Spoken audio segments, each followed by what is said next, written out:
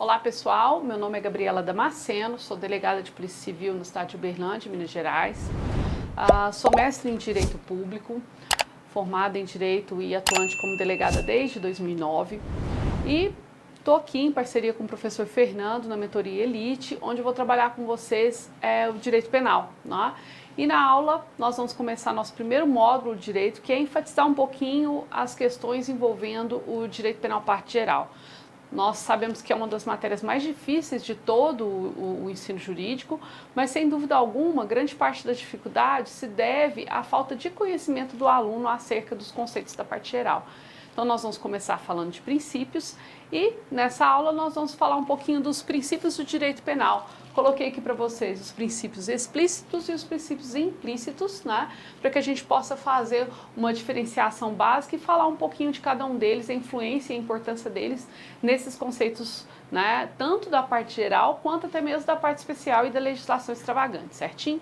Quando nós falamos de princípios de direito penal, eles são um arcabouço conceitual que serve de amparo para todo o estudante, todo o operador do direito, utilizar como critério para análise de uma legislação. Então ele serve de base tanto para verificar uma constitucionalidade de uma legislação, como também, em casos onde há uma certa dúvida interpretativa, ser utilizado como embasamento para gerar a legalidade da legislação sob análise. Então, estudar princípios é realmente de extrema importância, até mesmo com relação a temas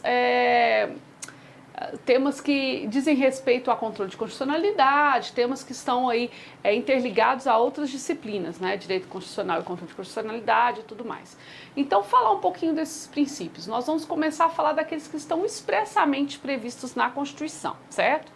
E dos princípios que estão expressamente previstos na Constituição, nós temos inicialmente o princípio da legalidade, seu primeiro desdobramento, que é o princípio da reserva legal. Alguns autores fazem uma diferenciação nisso, e até mesmo o segundo desdobramento, que eu coloquei como o princípio autônomo, que é a anterioridade. Então vamos falar o que vem a ser o princípio da legalidade. O princípio da legalidade ele vem expresso na Constituição, no artigo 5º, inciso 39, e também no Código Penal, esse é o artigo 1º, que vai falar pra gente o quê? É aquela expressão latim que fala nullum crime sine praeve lege. Né? O que significa esse nullum crime sine praeve lege?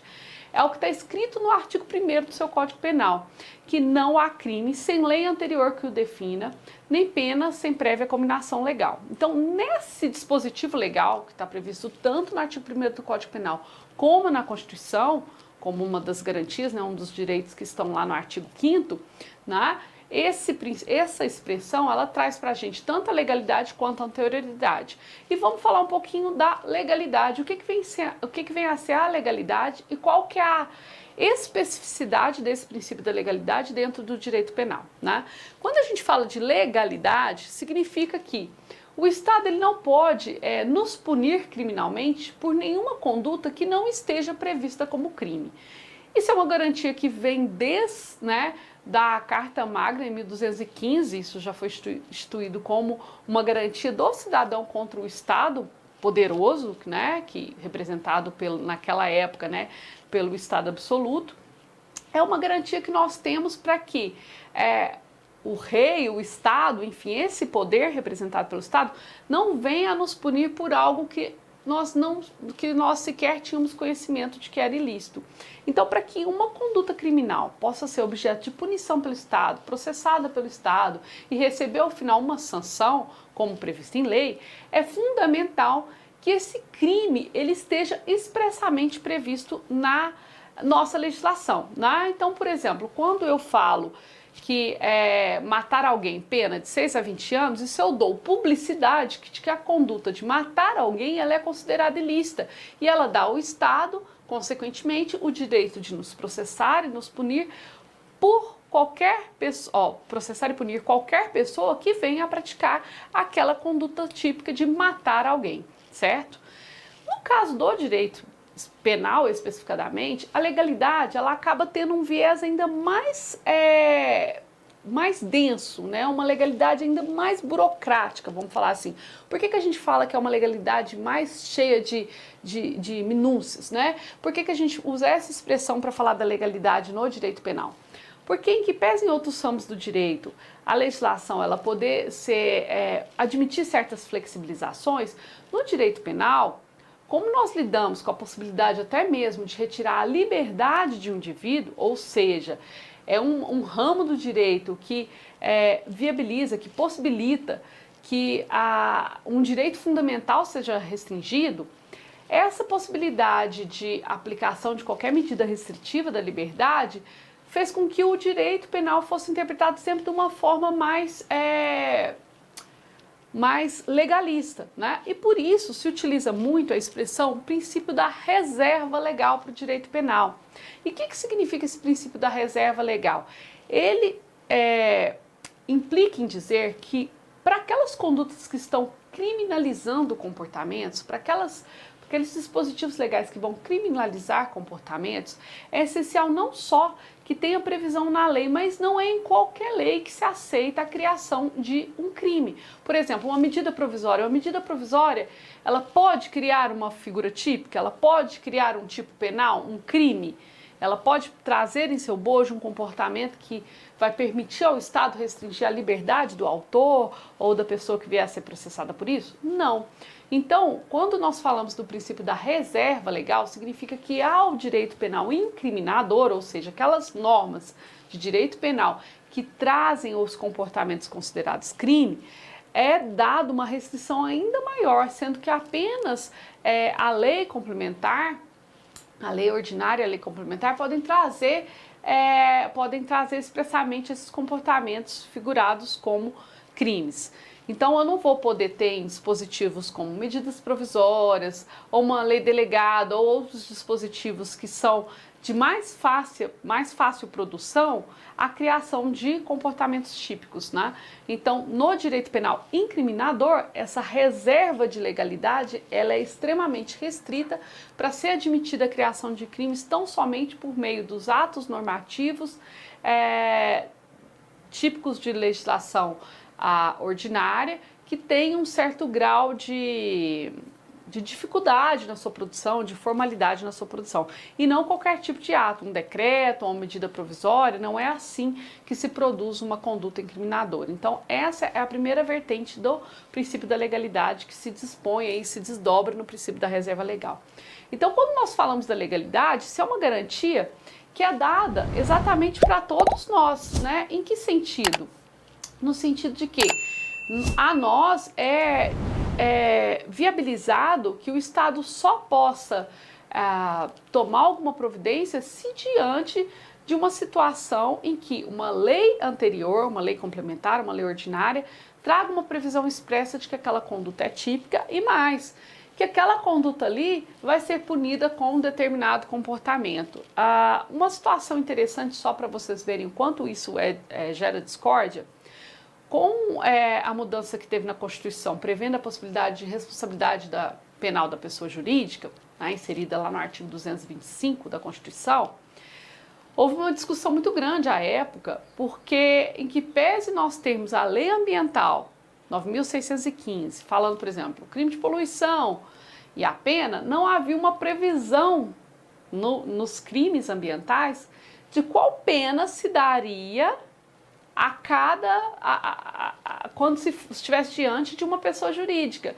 Então você vê a necessidade de uma previsão expressamente imposta, de forma clara, de forma objetiva, que não gere dúvida, é fundamental como uma garantia de proteção do cidadão contra o poder estatal. Então, a legalidade no direito penal, por mexer com a liberdade do indivíduo, ela sempre vai ser trabalhada de uma forma mais rígida, certinho? Além disso, né, quando nós falamos do princípio da anterioridade, que também está aí nesse mesmo dispositivo, o princípio da anterioridade, ele se relaciona com a necessidade de que a legislação, ela tenha tanto uma previsão com uma certa antecipação, né, da conduta. Por exemplo, eu, Estado, não posso criar uma norma agora para punir esse indivíduo que acabou de fazer uma coisa comigo e eu fiquei com raiva e eu quero devolver a minha raiva punindo-o criminalmente, prendendo-o e tal. né?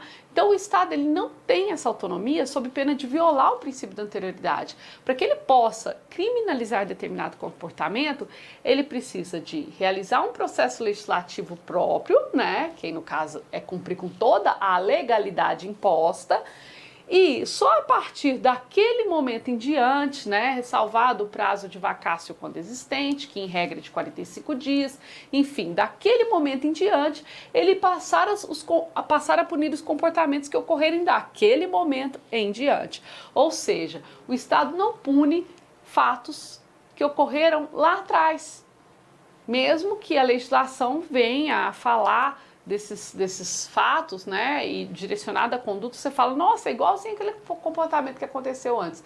Mas se antes não era previsto como crime, não cabe ao Estado, não é legítimo ao Estado e nem legal, nesse caso, não é constitucionalmente aceito que o Estado venha punir um comportamento dessa natureza, certinho? Nós temos diversos exemplos interessantes que caem muito em questão de concurso relacionado com anterioridade. Por exemplo, norma penal em branco, né? O que vem a ser uma norma penal em branco? Alguns dispositivos que nós temos na nossa legislação que dependem de outros atos normativos diversos para se autopreencherem, né? Por exemplo, na lei de drogas nós temos lá, artigo 33, vender, transportar, trazer consigo, guardar substância entorpecente, né? Típico crime de tráfico.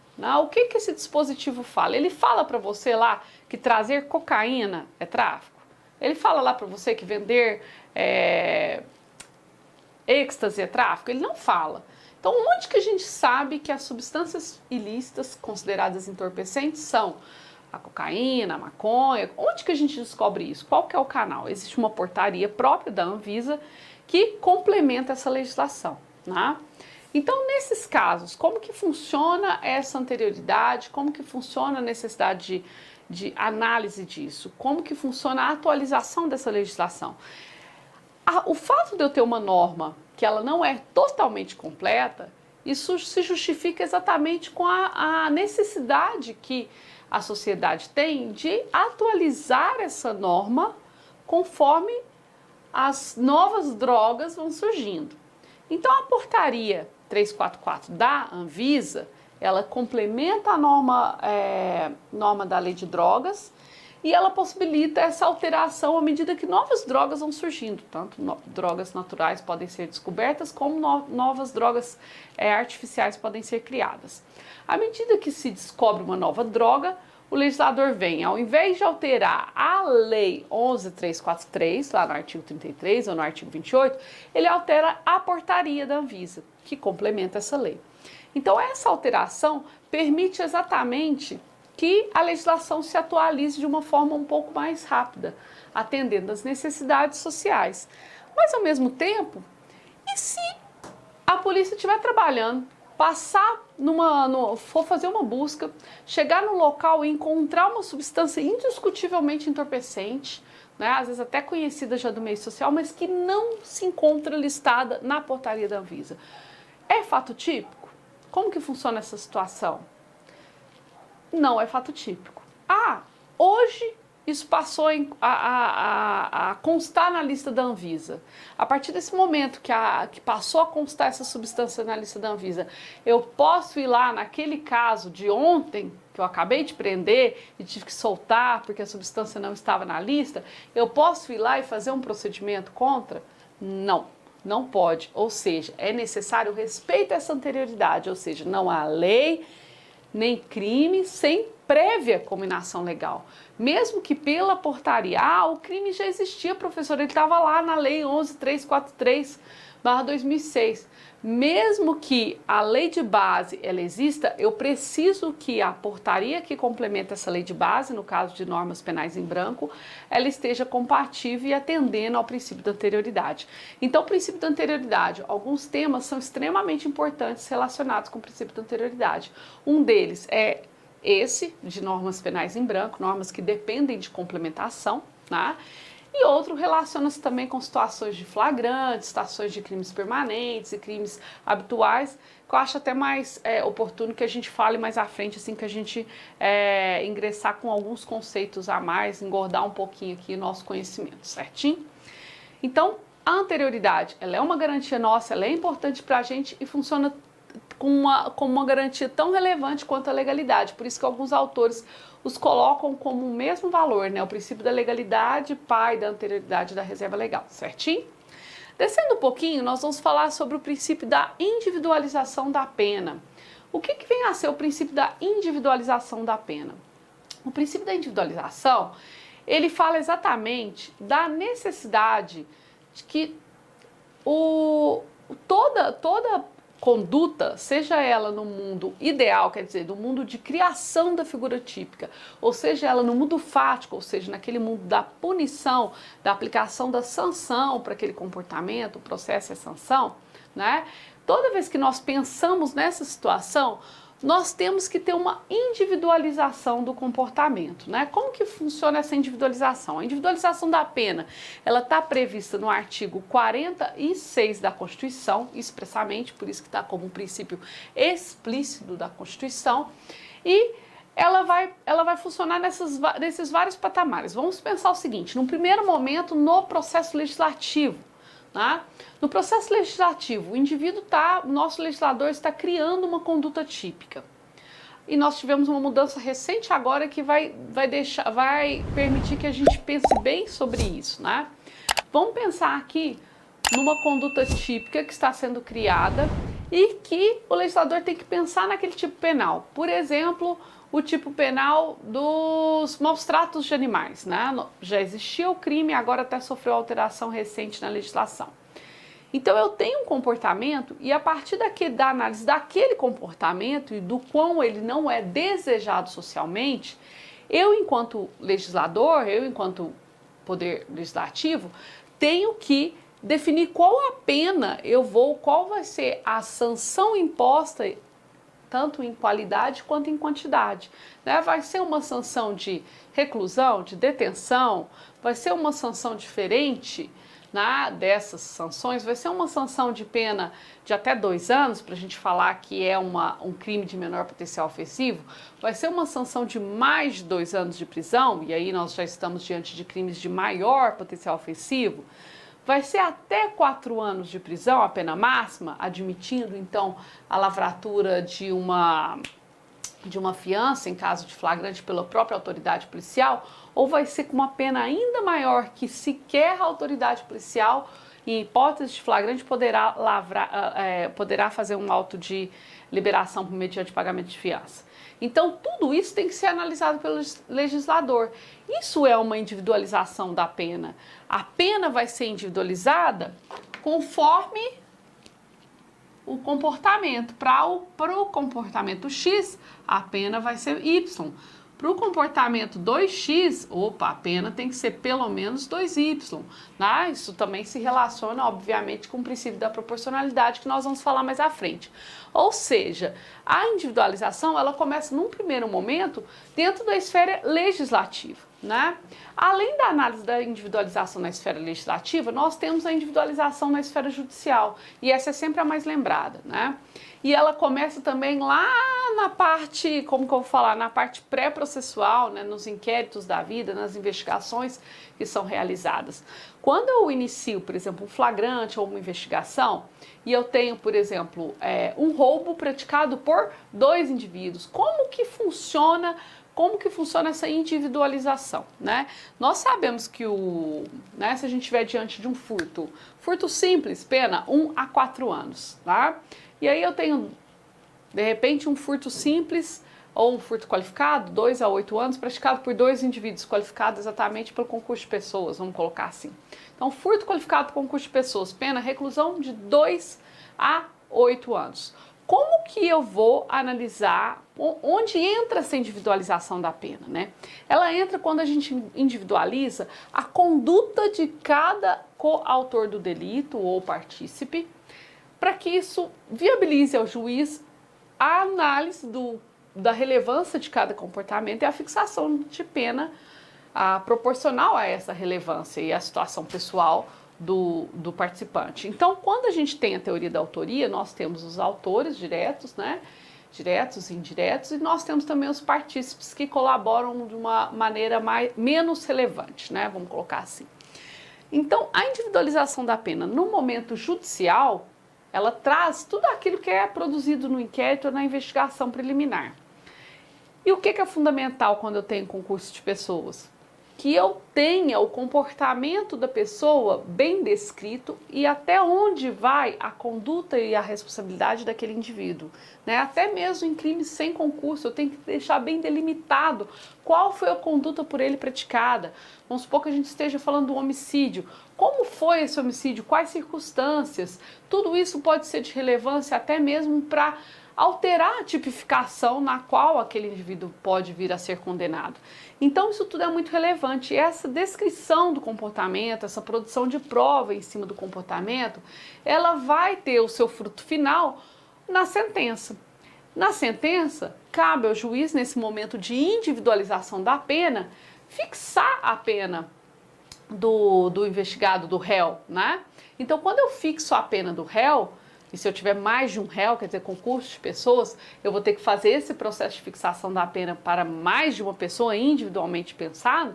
Quando eu faço essa fixação da pena, eu levo em consideração exatamente essa individualização, que cada um tem o seu grau de responsabilidade naquela conduta e tem também a sua história por trás. Por exemplo, se eu, né, e a Mônica, vamos falar assim, a minha coautora, né, em crimes, nós praticarmos um roubo a banco em conjunto e chegar lá, tudo a gente fez igual, a mesma arma, a gente agrediu as pessoas iguais, o que é praticamente humanamente possível, né? Mas vamos supor que tudo foi igual, até a divisão de obrigações e de benefícios do crime foi igual. Mas chega lá no processo, na hora de individualizar a pena, o juiz, além de olhar essa conduta, esse comportamento, qual foi a minha relação com todo o intercrimes, o juiz também vai analisar o quê? Olha, a Mônica já foi presa outras vezes por roubo, a Mônica já matou alguém, a Mônica, ela estava com tornozeleira eletrônica, a Mônica teve um benefício e não soube utilizar bem esse benefício. Enfim, são várias circunstâncias que também influenciam na hora de fixar a pena, né? Nesse sentido, está lá o artigo 59 do Código Penal, que muita gente na doutrina discute, mas que está lá e que é utilizado pelo judiciário como ferramenta para fixação da pena. Por outro lado, na hora que o juiz vai analisar a minha situação, ele analisa e verifica e fala assim, nossa, a Gabriela é gente boa, ela é réu primária, deve ter sido influenciada pela Mônica Maia Elemento, né? Ela não tem nenhum tipo de comportamento social que a desabone, muito pelo contrário. Então, nessa análise, pode o juiz deixar a minha pena, por exemplo, dentro de um patamar mínimo. Se eu estiver diante de um furto qualificado, ele vai deixar ali no 2, né, 2 anos, que é a pena mínima. E no da Mônica ele pode ter fundamentos para o quê? Para sair um pouquinho desse mínimo e elevar um pouquinho a pena da Mônica. Ou seja, mesmo nós duas tendo praticado o mesmo fato típico, as penas no final são levemente diferentes, né? Isso é a individualização da pena, essencial para que a gente possa ter analisado pelo juiz o respeito à pessoalidade, à individualidade de cada ser humano que está ali por trás, né? Então o juiz vai analisar isso conforme a necessidade. E a individualização da pena, ela não fica só nessas duas esferas não, que é a esfera legislativa e a esfera judiciária não. Na esfera administrativa também isso é levado em consideração.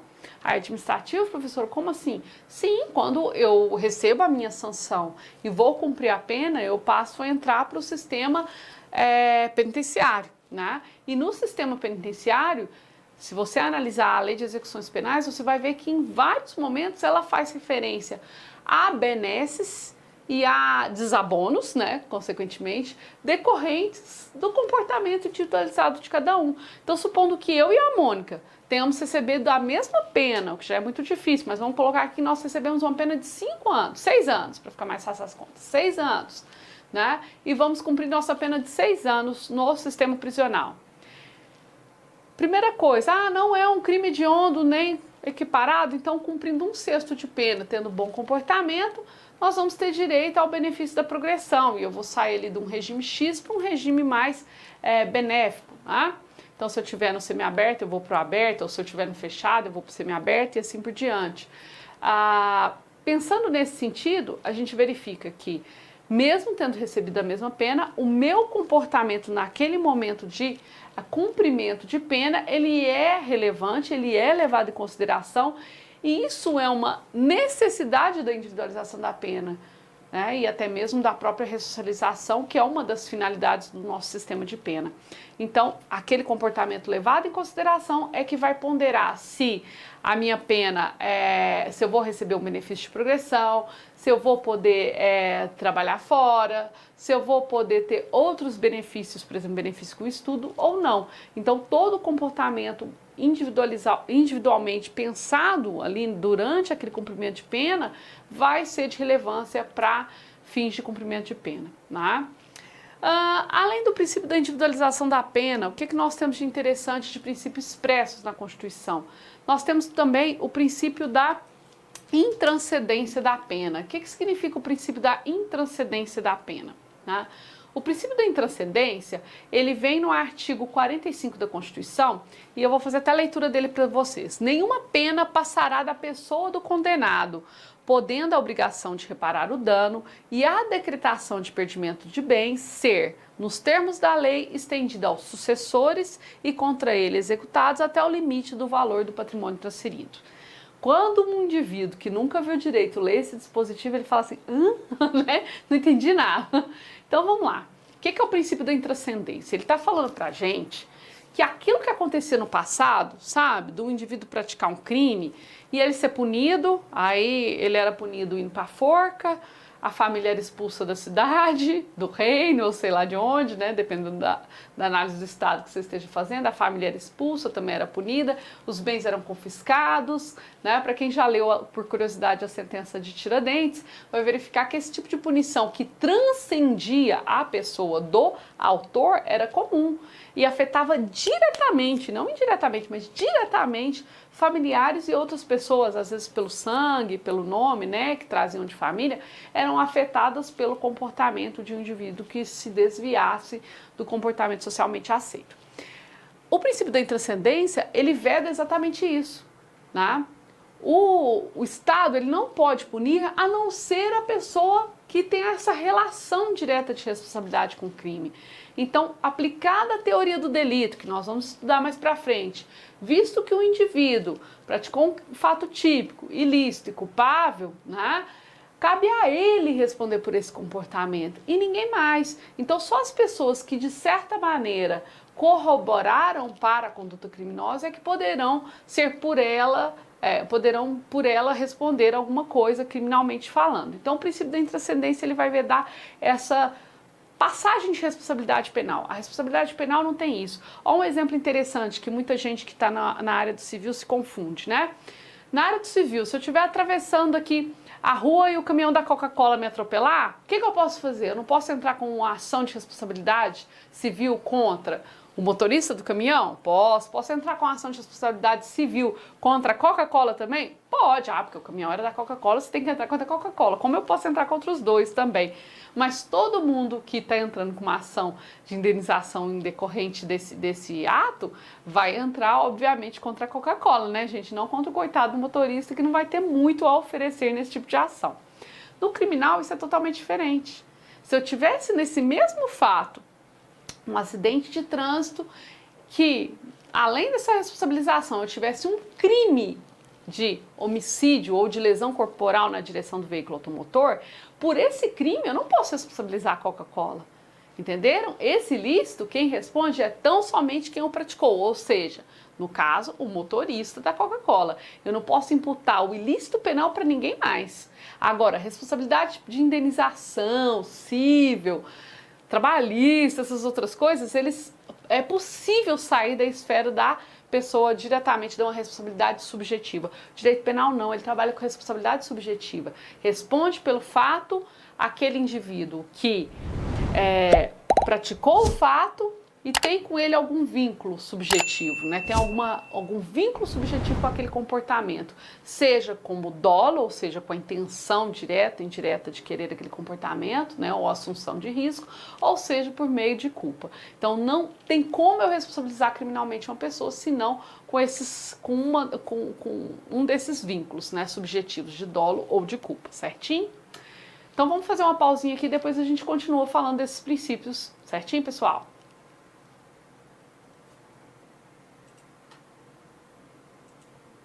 Fala, meu aluno, e aí, gostou da aula? Bacana demais, não é? Pessoal, todas as nossas aulas lá no Estudo Dirigido estão atualizadas conforme a legislação desse ano corrente, tudo atualizado, todas as resoluções do CONTRAN, todas as aulas de legislação de trânsito, as aulas de legislação também, penal, administrativo, tudo atualizado conforme o ano corrente. Por isso que o nosso Estudo Dirigido, ele é uma plataforma trabalhada dia após dia, porque cada dia nós colocamos o que é mais atual no curso para vocês. E se você acha que faz sentido demais para você uma aula igual essa, um conteúdo desse, meu convite que fica aqui para você é: venha para o Estudo Dirigido da Polícia Rodoviária Federal, seja um PRF, vamos pertencer. Como que você vai pertencer? Você entrando aqui junto conosco nessa batalha, nessa luta, no Estudo Dirigido da PRF, você vai se tornar um policial rodoviário federal. Você pode ter certeza disso. Conteúdo de qualidade, conteúdo com aulas dinâmicas, aulas quadro branco, junto com lousa, junto com tudo para você, do jeito que vocês gostam, né? Um jeito raiz, um jeito que é bacana, divertido, uma aula light, uma aula leve, que te ensina. E isso que é o importante. Você precisa aprender o conteúdo, você precisa entender o conteúdo, você precisa lembrar do conteúdo. E esse tipo de aula é um tipo de aula que foi feito para você aprender o conteúdo. Então, se você ainda não está no Estudo Dirigido, nós vamos deixar aqui embaixo, ó, o link para você. Você clica nesse link, vai lá, faz a sua matrícula no Estudo Dirigido e bora ser PRF com o melhor time do mercado. Bora! Valeu, gente, obrigado e até a próxima!